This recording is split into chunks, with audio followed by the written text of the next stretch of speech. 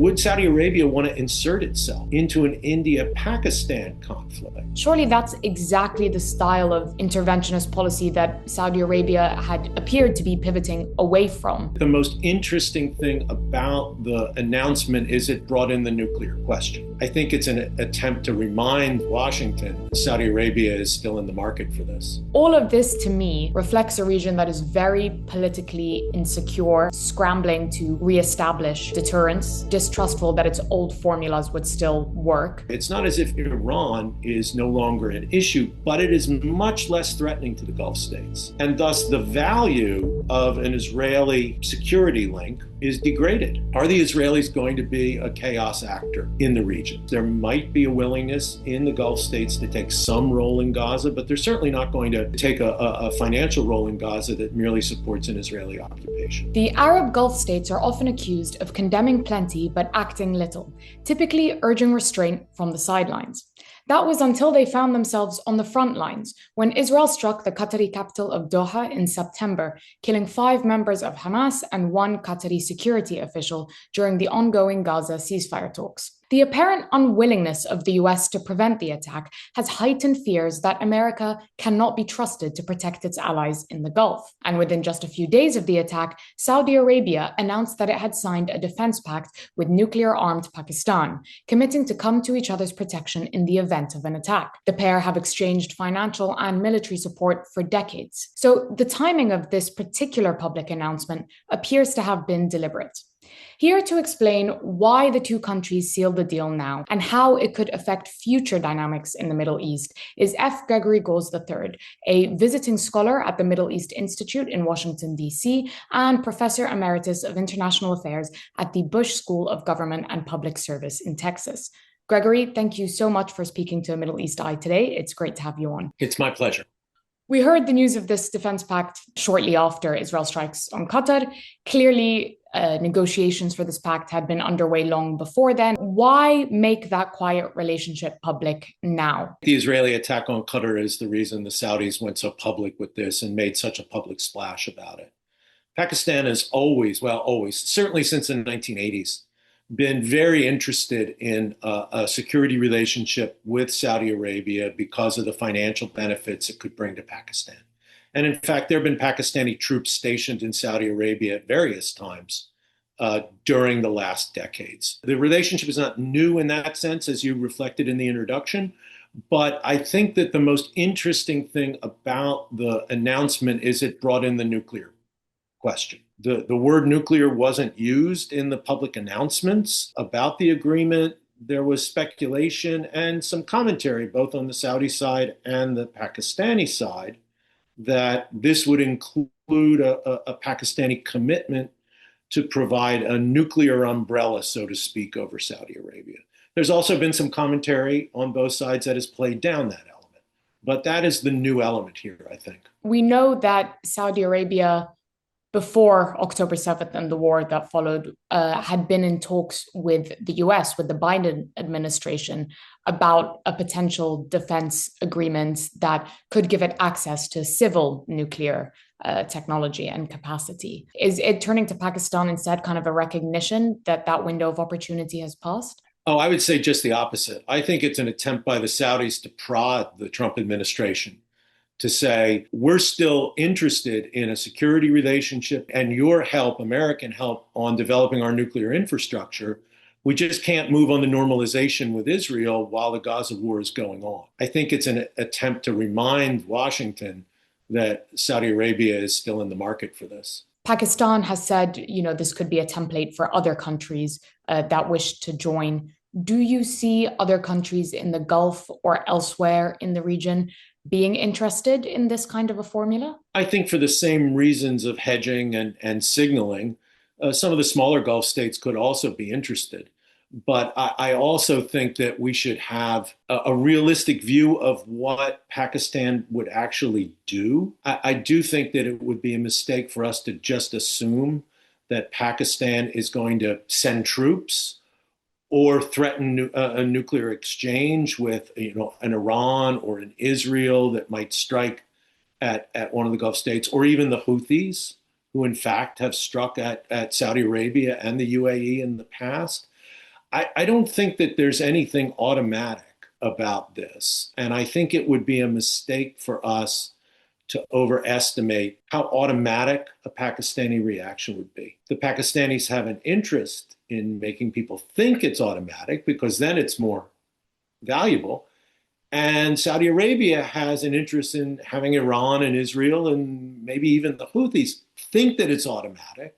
But I think the credibility of that kind of extended deterrent from Pakistan is open to question. Pakistan refused to get involved in Saudi Arabia's coalition against the Houthis, which receive support from Iran. So I wonder, would Pakistan really antagonize or risk antagonizing a country that is its much closer neighbor, with whom it shares a large Shia Muslim population, in the event that there was a confrontation between Saudi Arabia and Iran? I think that's a major question mark. The whole Pakistani military posture has basically been directed at deterring and, if necessary, fighting India. For Pakistan to begin to shift some of its military resources away from that primary task, I think invites the prospect of more Indian pressure. It's not just Pakistani credibility here. What would the Saudis do in the event of yet another India-Pakistani border scuffle?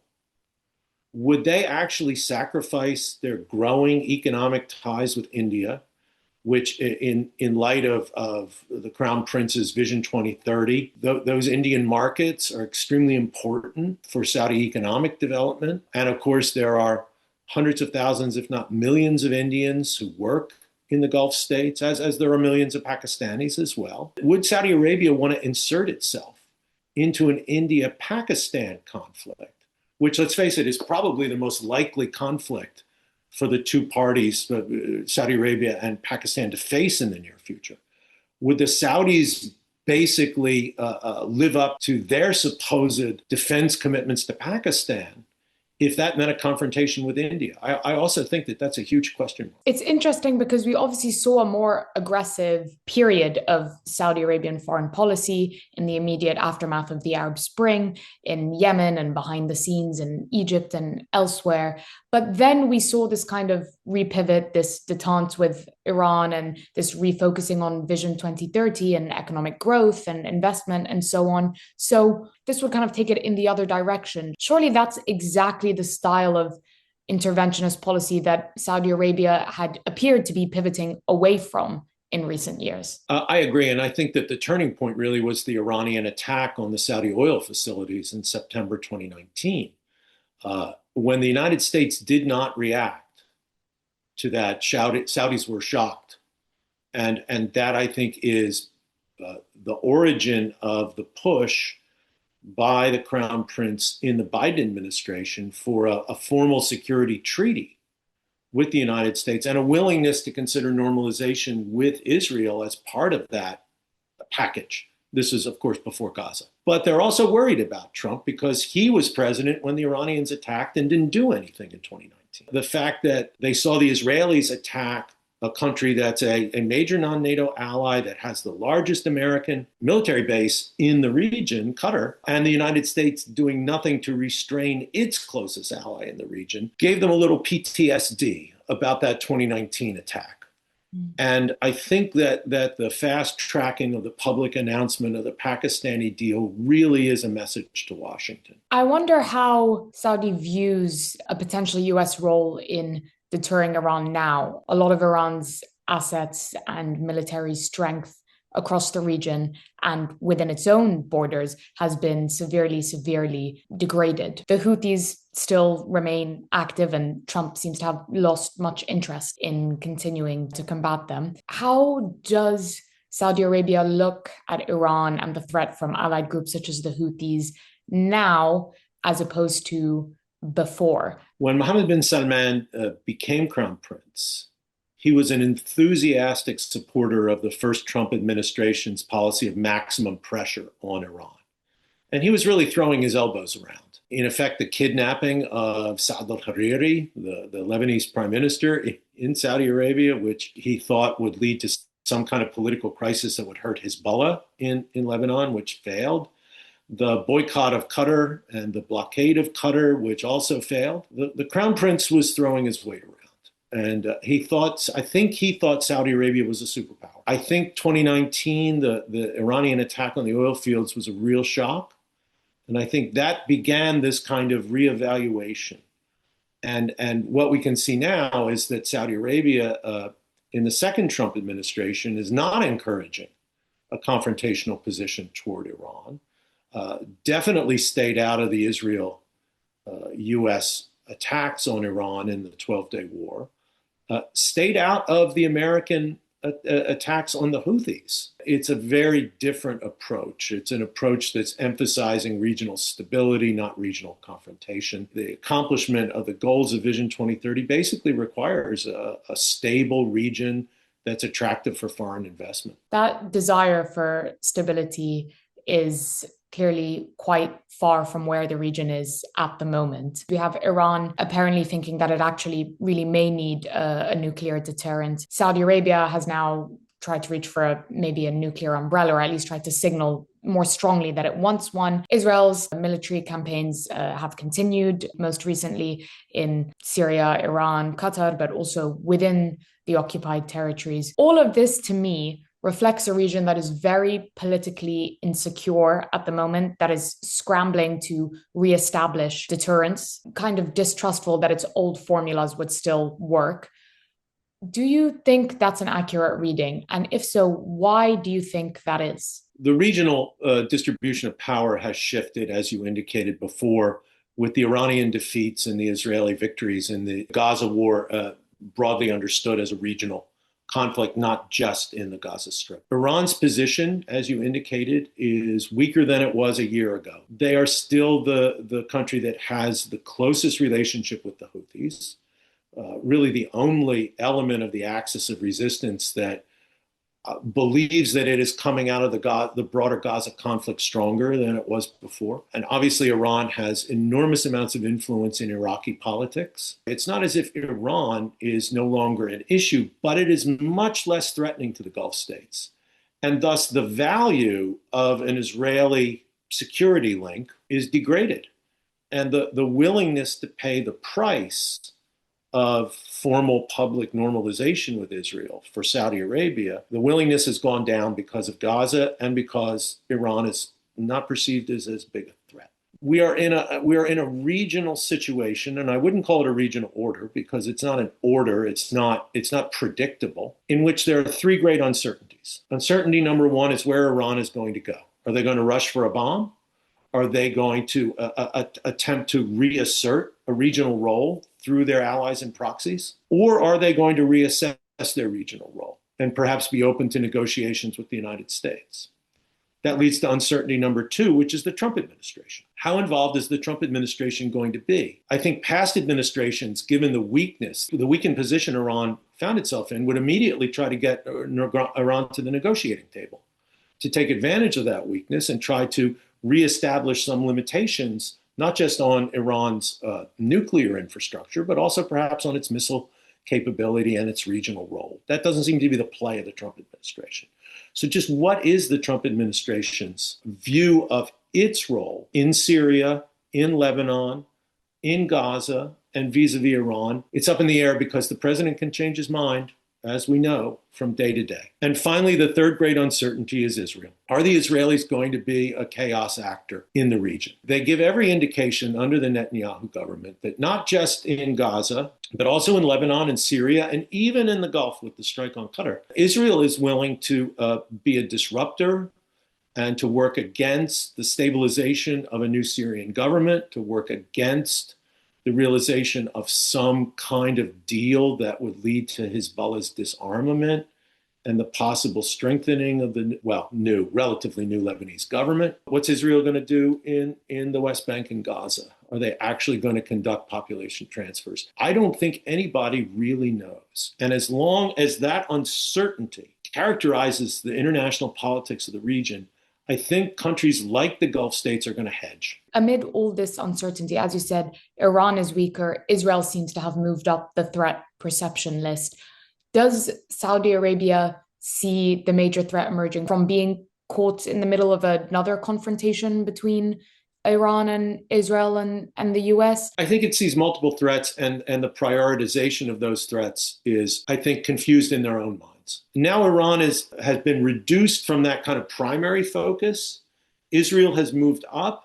And I think that these other questions about, where is Syria going in particular, the continuing nagging issue of the Houthis in Yemen. And I think in that sense, Saudi foreign policy might be seen as a bit more scattershot and maybe even confused. But I think that, the core relationship with the United States is something they want to preserve. And I think that Pakistan is a hedge and a message because of uncertainty about where America is on all of this. How would it ideally see that chaos being resolved from, I'm presuming, Washington's end? I think that the Saudis would be very supportive of an American initiative to put pressure on Israel to actually end the Gaza conflict. In that case, there might be a willingness in the Gulf states to take some role in Gaza, but they're certainly not going to take a financial role in Gaza that merely supports an Israeli occupation. I think Riyadh would be extremely pleased to see a more active United States role in Syria that works with Riyadh and perhaps not as much with Turkey, to help stabilize the new government in Syria and reduce the risks of Israeli messing about in Syrian domestic politics, as they've shown through the Druze issue that they're very willing to do. I think that Saudi Arabia would be extremely supportive of an American initiative that basically says to the Israelis, the Gulf states are off limits. They are our allies. And I think that to some extent, this is what President Trump's tried to do at the UN. In the private meetings. One of the things that people have speculated about in this Saudi-Pakistani security arrangement is this a way for China to play a larger security role in the region because of the strong Pakistani-Chinese security relationship? I mean, one of the things that I think we've seen in the Gaza war is that China is either unable or unwilling or both to play a major security role in a significant security situation in the Middle East. We know that Beijing has been more focused on the economics of the region, less on the political and security matters. Do you see that changing in any future horizon? Do you see this Saudi-Pakistan pact as kind of like an en route for growing Chinese involvement? I think the Chinese are still undecided as to what kind of role that they're going to play in the Middle East. Obviously, they're very happy to play a mediatory role when they were asked to come in to try to restore diplomatic relations between Saudi and Iran. The Chinese were extremely happy. Recent events have probably made at least some people in China say, why do we want to be militarily involved here when there's so much that we don't control? I've always thought that if the Chinese think like economists, they'll view the region as just a place to buy and sell things. But if they view the region the way political scientists do, then they'll say, oh, our economic and energy interests there require a greater political commitment and a military commitment. So far, I think they've been thinking like economists. We'll see if that continues. I think it's a mistake to think of the Trump administration as hands-off. What he hasn't been willing to do is dive into Gaza. He hasn't been willing to pressure the Israelis for some kind of real ceasefire and a roadmap to a political solution in Gaza. And that is because I think he likes to get quick wins, and Gaza is not going to be settled quickly. I think it's more in the interests of quick wins and triumphant announcements instead of the long and hard task of negotiating. But who knows? He may be figuring out a way to clone Steve Witkoff as we speak and dispatch him all around the region. So far, not so good. So I don't know how many more conflicts he can actually take on his portfolio at this point, but I don't think Trump will stop trying. Gregory Gause, thank you so much for speaking to Middle East Eye. It was lovely to hear your insights on the region, and I'm sure we'll be speaking again soon. Thank you so much for your time.